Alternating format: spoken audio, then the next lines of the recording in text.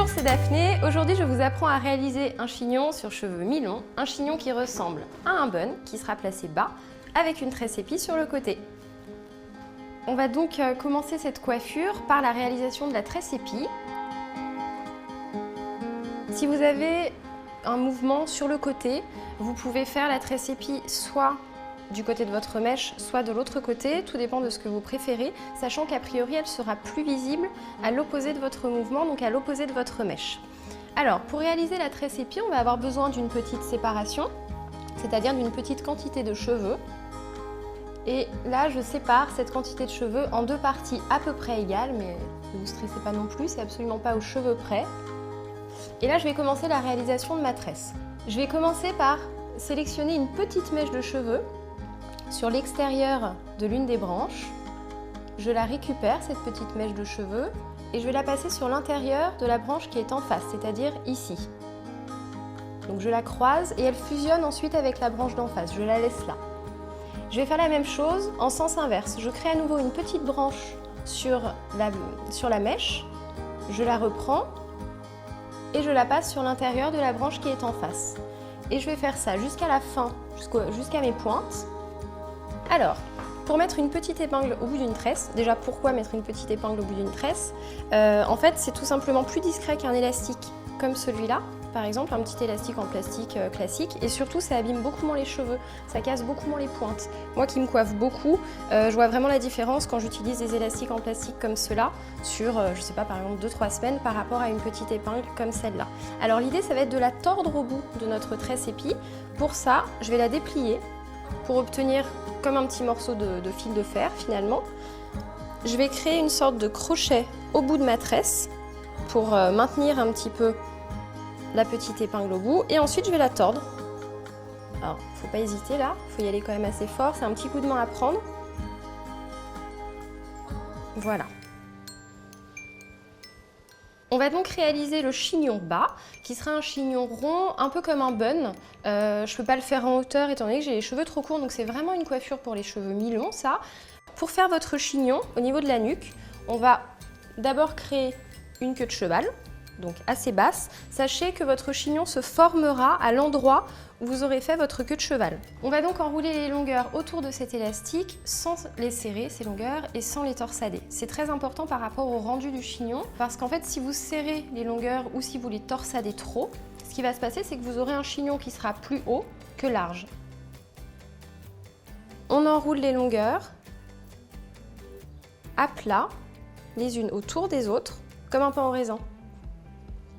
Et ensuite, on va mettre les pointes en dessous. Alors, on va mettre 4 épingles, ce sera la base de notre chignon.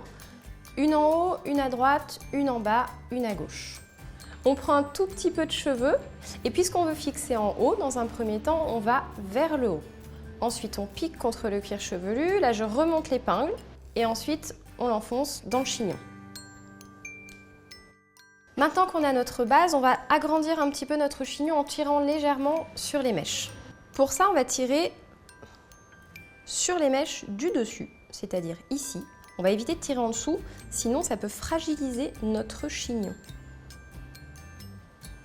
Donc là, on l'agrandit. Il va y avoir des mèches qui vont ressortir, c'est inévitable. Surtout si vous avez un dégradé, c'est pas grave. Ce qu'il faut faire, c'est simplement rajouter des épingles. Donc là, je remets des épingles pour renforcer justement une fois que mon chignon a été formé. Voilà, là notre chignon est formé, il a le volume qu'on voulait obtenir. Maintenant on va s'occuper de la tresse, parce qu'on ne va pas la laisser comme ça évidemment. Et l'idée ça va être de l'agrandir un petit peu cette tresse, en tout cas si vous aimez les coiffures assez bohèmes, pour défaire une tresse épi. On va tirer à gauche et à droite en même temps, en commençant par le bas et en remontant petit à petit. Alors ne vous en faites pas, elle est maintenue en haut, elle est maintenue en bas, elle ne peut pas se défaire, elle ne peut pas tomber, elle ne peut pas lâcher. On va maintenant fixer la tresse puisqu'on l'a agrandie. Donc on la positionne à l'endroit où on veut qu'elle se mette dans notre chignon. À ce moment-là, si vous voyez que ça forme une bosse ici, c'est que vous n'avez pas réalisé la tresse en la mettant suffisamment en arrière sur le moment. Dans ce cas-là, vous pouvez éventuellement la retourner et la placer ensuite là où vous le souhaitez. Et je vais mettre les pointes sur le dessus du chignon. Si vous avez les cheveux plus longs, vous enroulez tout simplement le bout de la tresse autour de votre chignon. Et je vais fixer en faisant le même geste que tout à l'heure quand j'ai fixé mon chignon. Je vais mettre une grande épingle. Donc ma grande épingle en fait va s'accrocher à mon chignon et elle va passer par-dessus la mèche que j'ai envie de fixer. Donc finalement je la coince derrière mon épingle. Elle n'est pas fixée directement. Voilà, une fois que vous avez fait ça, vous pouvez éventuellement fixer les pointes qui ont tendance à ressortir et on va passer par-dessus les pointes qu'on a envie de fixer. Une fois qu'on a terminé de fixer la tresse, de fixer le chignon, on va essayer d'apporter un petit peu de volume ou en tout cas un petit peu de matière. Pour ça, il suffit de tenir votre chignon et de tirer légèrement à l'endroit où vous voulez que votre volume se forme. Si votre coiffure est bien maintenue, si elle est assez serrée, vous verrez que ce sera beaucoup plus facile de tirer et donc de créer un petit peu de matière. Encore une fois, on parle d'un volume naturel. Si vous voulez un volume qui est un petit peu plus présent, il ne faut pas hésiter à crêper au début de la coiffure. Et voilà les filles, j'espère vraiment que cette coiffure vous a plu et surtout que mes conseils étaient clairs. Surtout, n'hésitez pas à vous abonner à la chaîne Elle et à laisser un commentaire si vous avez des questions. Et nous, on se retrouve très vite pour de nouvelles aventures capillaires. À bientôt!